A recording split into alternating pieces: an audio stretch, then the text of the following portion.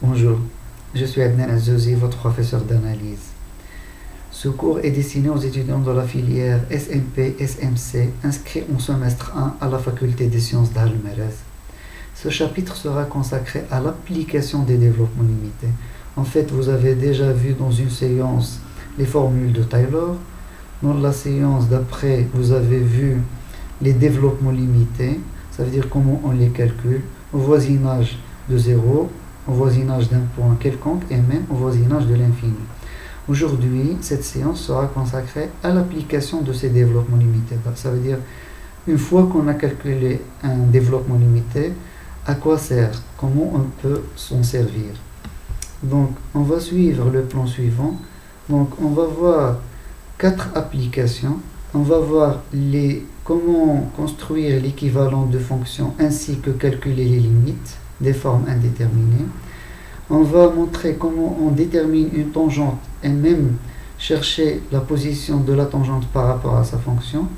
Ensuite, on recherchera la direction asymptotique et sa position par rapport à la courbe. Et on terminera par déterminer les extrémums locaux. La première partie sera consacrée à l'équivalent et les limites de fonctions. On dit que f est équivalent à g au voisinage de a si la limite de f sur g égale à 1 quand x tend vers a. Une fois qu'on a f équivalent à g, on a les propriétés suivantes. Si l'une des deux limites existe, nécessairement l'autre va exister et on aura la même limite. Ça veut dire que la limite de f va être égale à la limite de g. Si 1 sur f et 1 sur g sont définis au voisinage de a, tout ça c'est seulement au voisinage de a. Peut-être en a ils ne vont pas être définis, c'est pas grave. Alors 1 sur f va être équivalent à 1 sur g. Ça c'est la deuxième propriété. La troisième propriété c'est que les puissances de alpha de f et g sont équivalents. Donc si f est équivalent à g, alors f à la puissance alpha il est équivalent à g à la puissance alpha, à condition bien sûr que f et g soient strictement positifs. Et comme quatrième implication, si on a une application phi telle que la limite de phi égale à a, alors le composé de f par phi est équivalent au composé de g par phi. Donc voilà comme résumé de ces applications. Donc une fois qu'on a f équivalent à g, on a limite de f égale limite de g si l'une des limites existe. 1 sur f équivalent à 1 sur g, les puissances sont équivalents et f rond phi c'est équivalent à g rond phi. Si maintenant on a deux équivalences, ça veut dire f1 est équivalent à g1 et f2 est équivalent à g2. Alors f1 fois f2 est équivalent à g1 fois g2. Et bien sûr automatiquement f1 sur f2 est équivalent à g1 sur g2 parce qu'on a déjà vu l'inverse dans le premier diapo. Donc par contre il faut faire attention ici, c'est que la somme, on n'a pas une équivalence entre la somme en général. On peut avoir une équivalence, mais seulement dans certains cas particuliers. Donc, en général, on peut traiter le produit et le quotient, mais on ne traite jamais la somme, parce que dans la plupart des cas, ça donne des erreurs de calcul. Donc, si on a des équivalences entre des fonctions, on n'utilise pas la somme. Je répète que je peux avoir une équivalence entre des sommes, mais seulement dans certains cas. Donc maintenant, on va partir au comment chercher l'équivalent d'une fonction à partir d'un développement. Donc on peut dire que si f admet un développement à l'ordre n au voisinage de x0, f de x égale à ça, p c'est le premier entier tel que ap est différent de 0. Ça veut dire je peux avoir ici a0 comme constante, mais je peux avoir a0 égale à 0, ça veut dire que a1 est le premier élément. Donc là, il peut être A1, il peut être A2, il peut être A3, ça dépend. Donc l'essentiel pour nous, c'est que on aura besoin du premier terme du développement limité. Si on a ça, on dit que f est équivalent à ce premier terme multiplié par x moins x0 à la puissance p. Donc tout simplement, lorsqu'on a un développement limité au voisinage d'un point, la fonction elle est équivalente au premier terme du développement. La preuve elle est simple. J'écris f comme celui-ci, ça veut dire que je factorise avec le premier élément. Quand je factorise, j'ai cette somme. Le premier élément c'est 1. Ça c'est x moins x0, donc la limite quand x tend vers x0 c'est 0. Et puisque ça c'est des puissances de x moins x0, tout ça c'est limite égale à 0. Donc la limite de f sur AP fois x moins x0 à la puissance p, c'est égal à 1. Et par définition, f elle est équivalente à AP fois x moins x0 à la puissance p. Donc j'utilise ça pour déterminer les limites usuelles que vous avez déjà vues en terminale. Donc on a le développement de l'exponentielle, c'est 1 plus x carré sur 2.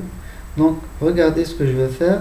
Je vais passer le 1 de l'autre côté. J'aurai un exponentiel x moins 1 qui est égal à x. Ça veut dire le premier terme il va être égal à x. Donc l'exponentiel moins 1 est équivalent à x. Et puisqu'on a une équivalence en 0, d'après le premier dépôt, la limite de l'exponentiel x moins 1 sur x va être égale à 1. Parce qu'on a cette formule équivalente. Donc cette limite, vous l'avez déjà vue en terminale, mais c'était admis comme ça. Pourquoi la limite est égale à 1? Maintenant, vous avez la preuve pourquoi cette limite elle est égale à 1 d'après le développement limité. Pareil pour le logarithme, on a un développement du logarithme. Donc le premier terme c'est x, donc le log de 1 plus x il est équivalent à x. Et par suite, la limite de log de 1 plus x sur x égale à 1. La troisième fonction, c'est la fonction cosinus. C'est 1 moins x carré. Pareil, je passe le 1 de l'autre côté. J'aurai cos de x moins 1. Il commence maintenant, regardez, le premier terme c'est un carré. Si je passe le 1 ici, le premier terme c'est x carré. Donc, au cos x moins 1 est équivalent à moins x au carré sur 2. Et puisque ça c'est équivalent à ça, la limite de cos moins 1, j'ai fait 1 moins cos pour ne pas prendre ce moins ici.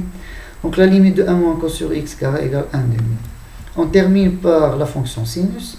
Le premier terme c'est x, ça veut dire que sinus x il est équivalent à x au voisinage de 0. Donc la limite de sinus x sur x égale à 1. Résumé, ça c'est les limites usuelles que vous avez vues en terminale. Maintenant vous avez la preuve pourquoi on a ces limites comme ça. On cherche la limite de l'exponentielle x moins x sur sinus x. On sait que c'est une forme indéterminée. Si on remplace x par 0, je vais trouver 0. 1 moins 1 c'est 0. Et là c'est sinus 0, c'est 0. C'est une forme indéterminée. Donc comment on va trouver cette limite? À partir du développement limité. Donc je prends le développement de l'exponentielle au voisinage à l'ordre 2 et au voisinage de 0. C'est 1 plus x carré sur 2 plus un petit taux de x carré. L'exponentielle de moins x, ça veut dire que je vais juste remplacer x par moins x. Donc j'aurai 1 moins x. Le moins x au carré, ça reste x carré, plus un petit taux de x carré. À partir de ces deux, je peux déduire la différence. Ça veut dire exponentielle x moins x, c'est égal à 2x plus petit taux de x carré. Ça c'est juste un calcul simple. 1 moins 1 c'est 0. X moins x c'est 2x. Et là ça va être simplifié les x carrés. Donc exponentielle x moins x est équivalent à 2x puisque le 2x c'est le premier terme.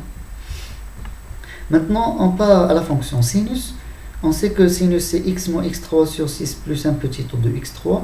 Donc le sinus x est équivalent à x au voisinage de 0. Et d'après le diapo 1, ça veut dire sur l'équivalent, sur le quotient des équivalents, on sait que l'exponentielle x moins x sur sinus x va être équivalente à 2x sur x. Parce que le numérateur est équivalent à 2x et le dénominateur est équivalent à x. Et 2x sur x c'est 2. Donc cette fonction, elle est équivalente à 2 au voisinage de 0. C'est ce qui revient à dire que la limite égale à 2. Donc ça c'est un cas comment on trouve la limite. Et la plupart des limites des formes indéterminées 0, 0, on peut les trouver à partir du développement limité. Donc maintenant on part à la tangente. Comment on recherche une tangente à partir d'un développement limité? On sait tous que l'équation de la tangente c'est f de x0 plus f' de x0 fois x moins a. Mais là on va la trouver juste à partir d'un développement limité. Donc si f admet un développement limité à l'ordre k au voisinage de a, donc je vais avoir f de x égale à c0 plus c1 x moins a plus ck x moins a à la puissance k. Vous remarquez que là je passe de c1 à ck et je n'écris pas c2, ça fait exprès, mais il faut faire attention à cette écriture, c'est que le k c'est le premier élément tel que c'est le premier entier tel que ck est différent de 0.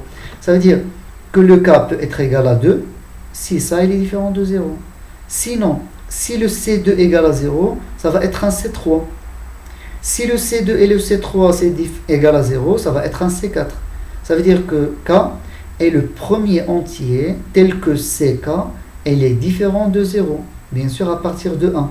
Donc là j'ai le C0, j'ai C1, ça il peut être C2. Si c'est nul, ça va être C3. Si c'est nul, ça va être C4 et ainsi de suite. Donc l'équation elle est du degré 1 ici. Donc le C0 plus C1 fois x moins a, c'est l'équation de la tangente à la courbe f au point A, f de A. Parce que le développement il est au voisinage de A. Donc ça c'est un polynôme. On prend ce qui est en degré 1, ça c'est l'équation de la tangente. Bien sûr, il faut l'écrire sous cette forme. X moins A. C'est bon?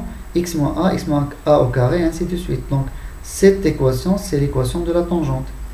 Et pour comparer la position de la courbe par rapport à cette tangente, il n'y a pas plus simple. Parce que je vais faire f moins cette tangente, il reste ça.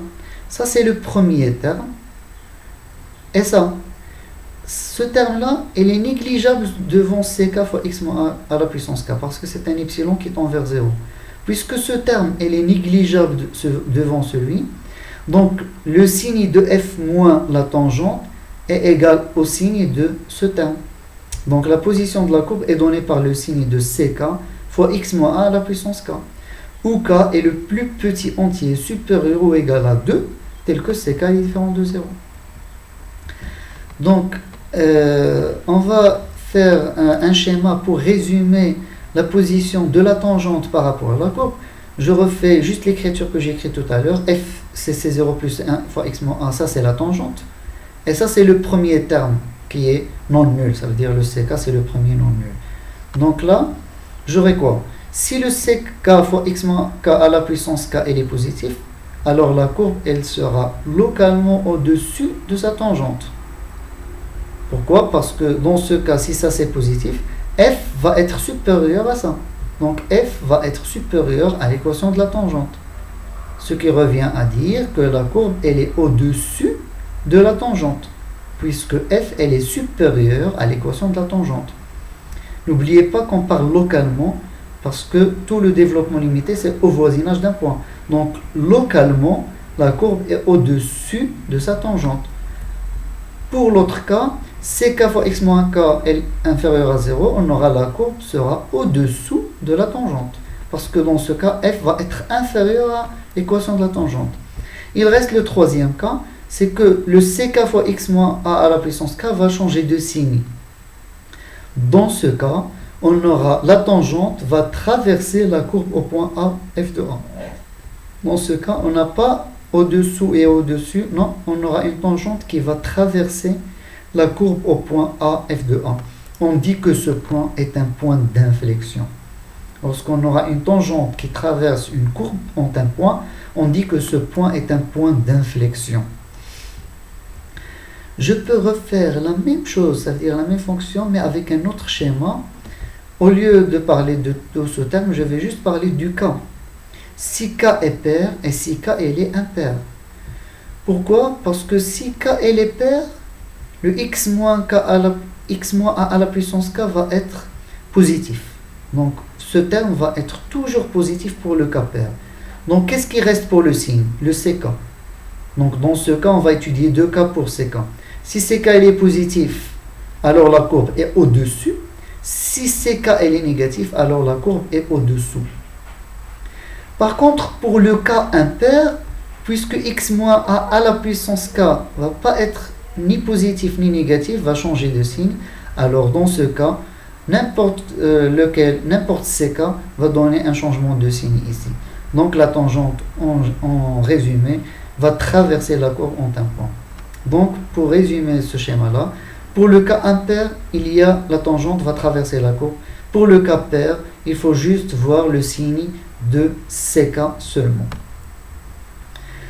Voilà les fonctions usuelles qu'on connaît, c'est l'exponentielle, la fonction sinus et log de 1 plus x. On va voir leur développement. Regardez, ça c'est la courbe de l'exponentielle, ça c'est la courbe de racine 1 plus x, et ça c'est la courbe de sinus x. On va voir le développement limité de chaque fonction. Je commence par l'exponentielle. C'est 1 plus x plus 1 demi x carré. On sait que la tangente, c'est 1 plus x, parce que c'est le degré 1. Elle est au voisinage de 0, ce développement. Le premier terme après la tangente, c'est 1 demi x carré. Elle est positive, donc l'exponentielle, elle est supérieure à la tangente. Et on le voit dans le graphe. La courbe de l'exponentielle, elle est au-dessus de la tangente. Par contre, pour racine 1 plus x, on a 1 plus 1 demi x moins ça. La tangente, dans ce cas, c'est 1 plus 1 demi x. Donc, avec ce développement, on obtient la tangente. Et après, on obtient la position de la tangente par rapport à la courbe. Donc, la courbe moins la tangente, le premier terme, c'est ça, elle est négative. Et on le voit sur le graphe. Le graphe de racine 1 plus x, elle est au-dessous de la tangente. Donc, c'est l'inverse de ce qu'on avait ici pour l'exponentielle. Et enfin, pour la fonction sinus, c'est x moins 1 sur 6 x3 plus x3 epsilon de x. Donc la tangente, c'est x. Et le premier terme, c'est 1 moins 1 sur 6 x à la puissance 3. Donc le 3, elle est impaire. Donc x à la puissance 3 change de signe. Si x est positif, c'est positif. Si x est négatif, c'est négatif. Et puisqu'il y a un changement de signe, ce point, la tangente va traverser la fonction. Comme on voit ici, au voisinage de 0, la tangente traverse la fonction. Et on dit que ça, c'est un point d'inflexion de la courbe. Donc, sur ce diapo, on a tous les cas possibles de la position de la tangente par rapport à sa courbe. Soit elle est au-dessous, soit la tangente est au-dessous, soit la tangente est au-dessus, soit la tangente traverse la courbe. Maintenant, on passe à la direction asymptotique. La différence, c'est que pour la tangente, on parle de la tangente sur un point, c'est-à-dire la tangente de la fonction ont un point. Pour la direction asymptotique, on parle de la direction qui est proche de la fonction en l'infini. Là, je ne parle pas d'un point, au voisinage d'un point, mais je parle en l'infini. Soit plus, soit moins l'infini. On cherche la droite la plus proche à la fonction au voisinage de l'infini. Donc, si f admet un développement limité en plus l'infini sous cette forme, f de x égale ax plus b plus ck sur x à la puissance k plus 1 sur xk epsilon de 1 sur x, alors l'asymptote c'est ax plus b.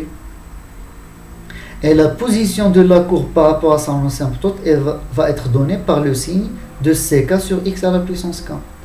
Comme j'ai dit tout à l'heure, le k, il va indiquer le premier entier tel que ck va être non nul. Ça veut dire je peux avoir ici c1 sur x. Si c'est 0, c2 sur x au carré. Si c'est 0, c3 sur x3. L'essentiel pour nous, c'est qu'on a besoin du premier terme après la constante. Ça veut dire le premier terme de ck sur x à la puissance k. Donc là, on doit faire attention à ces équivalences parce qu'elles sont importantes. Quand je dis que f admet un développement en voisinage de plus l'infini, je peux faire une équivalence et je peux diviser par x.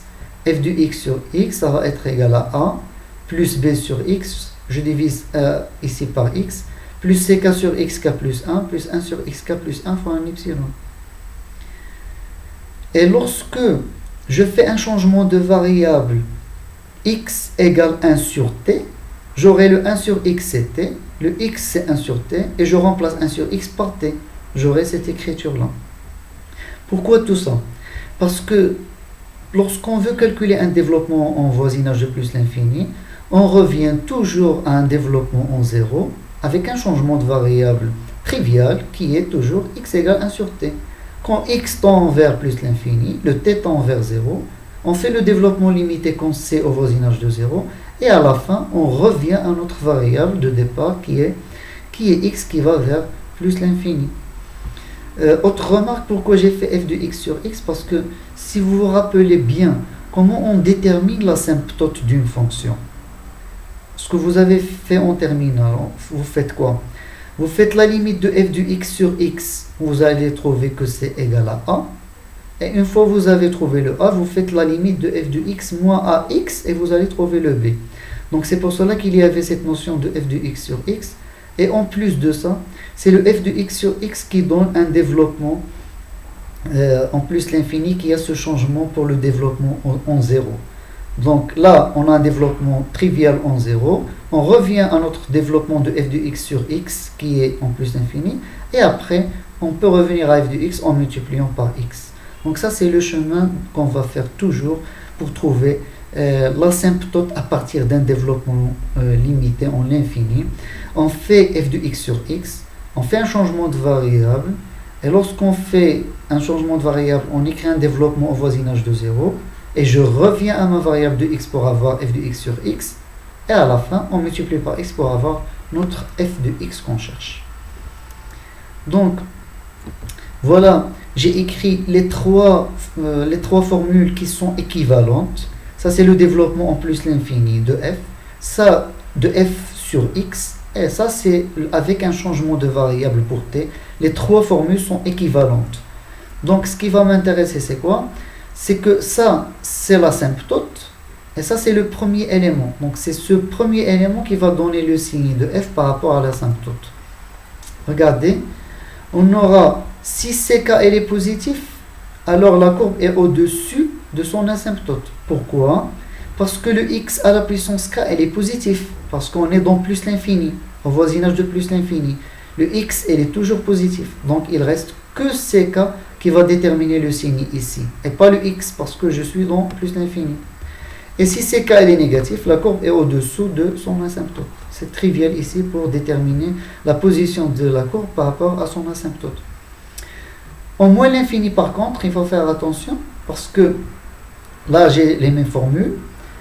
Là, par contre, pour le signe, le x, il joue un rôle ici. Parce que quand x elle est en moins l'infini, on n'a pas toujours ce terme qui est positif. Donc, si ck elle est positif, il y aura deux cas à discuter. Si k elle est paire, dans ce cas, x à la puissance k, elle est positif. Et dans ce cas, on va dire que f elle est supérieure à l'asymptote. Ça veut dire que la courbe est au-dessus de l'asymptote en moins l'infini. Par contre, si k est impair, x à la puissance k va être négatif, parce qu'on est au moins l'infini. Le positif avec négatif, ça va donner un signe négatif. Donc f, elle est inférieure à l'équation de l'asymptote. Ce qui revient à dire que la courbe est au-dessous de l'asymptote. Pour l'autre cas, c'est l'inverse. Si ck elle est négatif, si k est pair, on aurait au-dessous. Et si k est impair, on aurait au-dessus. On va chercher une asymptote d'un développement en utilisant le développement limité de cette fonction. F de x, c'est exponentielle 1 sur x fois racine de x carré moins 1 au voisinage de plus l'infini. Donc, comme j'ai dit tout à l'heure, on fait toujours f de x divisé par x. C'est exponentielle 1 sur x fois racine x carré moins 1 sur x. On essaie de faire montrer le 1 sur x afin de faire un changement de variable. Donc là, je rentre le x à l'intérieur de la racine. Puisque x est positif, quand il va rentrer avec racine de x carré, parce que x est négatif. Donc j'aurai racine x carré moins 1 sur x carré, qui est égal à 1, moins 1 sur x carré. Là j'ai 1 sur x et 1 sur x. Je peux changer la variable en faisant t égale 1 sur x. Et quand x tend vers l'infini, parce qu'on est dans plus l'infini, le t va tendre vers 0. J'aurai exponentielle t, voire racine de 1 moins t au carré. Et là je fais un développement au voisinage de 0 que vous savez tous faire. L'exponentielle c'est 1 plus t au carré sur 2 plus t3 sur 6 plus un petit taux de t3. Et racine de 1 moins t au carré c'est 1 moins t au carré sur 2 plus un petit taux de t à la puissance 3. Parce que racine de 1 plus t c'est 1 plus 1 demi t.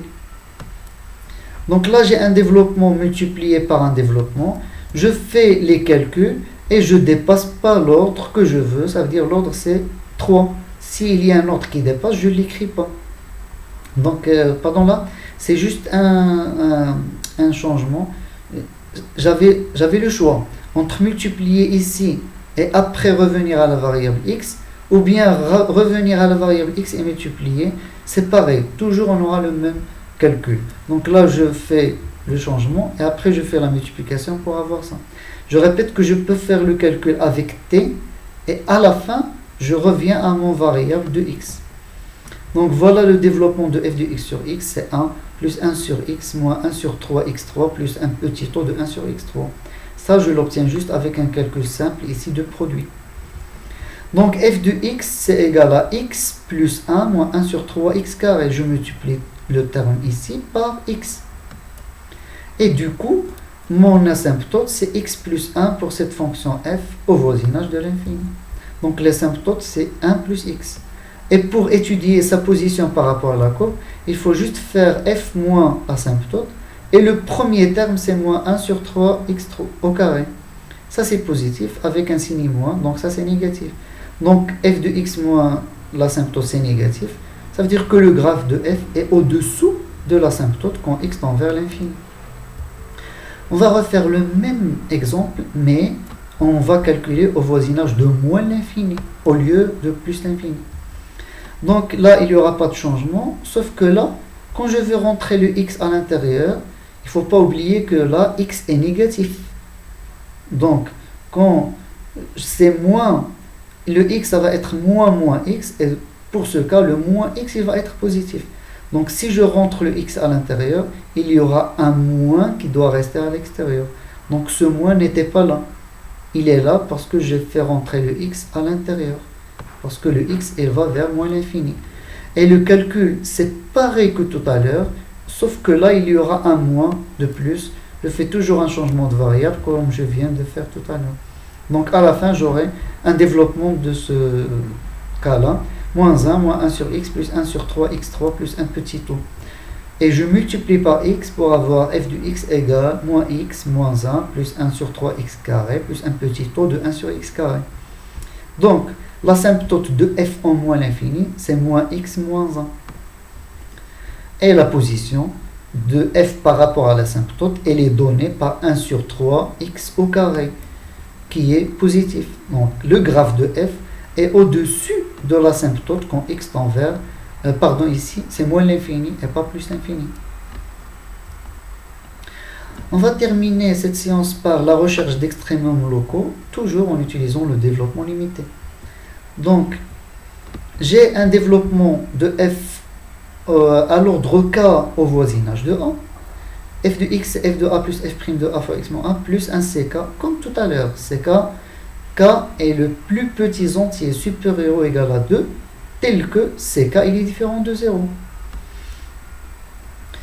Donc, si ck fois x moins a supérieur à 0, alors f admet un maximum local au point A. Là, je dois vraiment préciser ce point-là parce qu'il est important. On sait tous que si on a un extrémum et la fonction est dérivable, alors la dérivée est nulle en ce point extrémum, que ce soit maximum ou minimum. Donc je répète, si f est dérivable et le point elle est à l'intérieur d'un intervalle, alors nécessairement la dérivée en ce point c'est égal à 0. C'est bon? Donc une condition déjà pour parler de l'extrémum, c'est que la dérivée soit égale à 0. L'inverse, elle n'est pas automatiquement correcte. Je peux avoir une dérivée qui est égale à 0, alors que le point n'est pas un extrémum. Donc, déjà, je dois avoir cette condition de f' de a égale à 0, mais elle n'est pas suffisante. Donc, pour un développement, je dois avoir f' de a égale à 0. Qu'est-ce qu'il reste? F de x égale f de a plus ce premier terme. Donc, si ce premier terme il est positif, ça veut dire que f de x moins f de a il est positif. Ça veut dire que f de x est supérieur à f de a quand le x est au voisinage de a. F de x supérieur à f de a, ça veut dire que a est un point, que f admet un maximum au point A. C'est bon. Désolé, je suis en train de voir si ça c'est positif, c'est f de x qui est supérieur à f de a. Donc là, mais là je pense que c'est un minimum parce que le f de x va être supérieur à f de a. Donc ça c'était juste une erreur de frappe. Donc là, ce développement, quand le ck fois x moins à la puissance carrée est supérieur à 0, f admet un minimum. Et là, quand c'est inférieur à 0, là c'est un maximum. Là c'est juste, j'ai changé les deux. Donc là c'est un maximum et là c'est un minimum. Par contre, quand le ck fois x moins a à la puissance k change de signe, Là, f n'admet pas d'extrémum local en ce point. Donc regardez, même si le f' de a égale à 0, si le premier cas, il est non pair comme on va le voir après, ça veut dire que ce terme-là change de signe, alors nécessairement, f n'admet pas d'extrémum. Pour le voir mieux, je préfère toujours travailler avec le cas pair et le cas impair. Donc regardez, avec k pair, le x moins a à la puissance k, elle est positif. Donc si le ck elle est positif, ça veut dire que f de x elle est supérieure à f de a. Ça veut dire que f admet, c'est la même que tout à l'heure, f admet un minimum local. Et si ck elle est négatif, f admet un maximum local. Par contre, si k elle est impair, x moins a à la puissance k va changer de signe. Donc du coup, on n'aura pas un extrémum ici. Donc voici la preuve. F de x égale f de a plus. On a dit que f' de a égale à 0. Et le premier qui va être non nul, c'est f de k. Et ça se peut que le k, c'est directement le 2. Mais j'écris juste ça pour dire que les premiers sont nuls. Donc pour dire que le premier non nul, c'est ça. Donc f de x égale f de a plus x moins a à la puissance k, plus un petit o. F de x moins f de a égale x moins a à la puissance k, fois f de k a sur k factoriel plus un y. Ça, il tend vers 0, il est négligeable. Donc, le signe de f de x moins a, c'est le signe de x moins a à la puissance k. Si k est pair, x moins a à la puissance k il est positif, qu'est-ce qu'il reste comme signe? La dérivée km de a sur k factoriel. Donc, si f de k sur k factoriel elle est positif, alors f admet un extrémum local. Donc, soit un minimum, soit un maximum. Et si k est impair, alors f de x moins f de a n'a pas de signe constant et f n'admet pas d'extrémum dans ce cas. On cherche dans cet exemple un extrémum local de la fonction f de x égale exponentielle x moins 2. Je fais le développement de l'exponentielle à l'ordre 3, de l'exponentielle moins x à l'ordre 3, et je fais la différence de 2 moins 2x pour avoir la fonction f de x. Je trouve x3 sur 3 plus taux de x3, après un calcul simple ici. Donc, le premier élément du développement de la fonction, c'est x à la puissance 3. Et x à la puissance 3, elle est impair. Le 3, elle est impair. Donc, du coup, j'ai f de x moins f de 0 qui est égal à 0 dans ce cas, égal à un terme qui change de signe. Donc, le point 0, 0 est un point d'inflexion pour la courbe de la fonction f de x. Ça serait tout pour aujourd'hui. Je vous remercie pour votre attention et à la prochaine.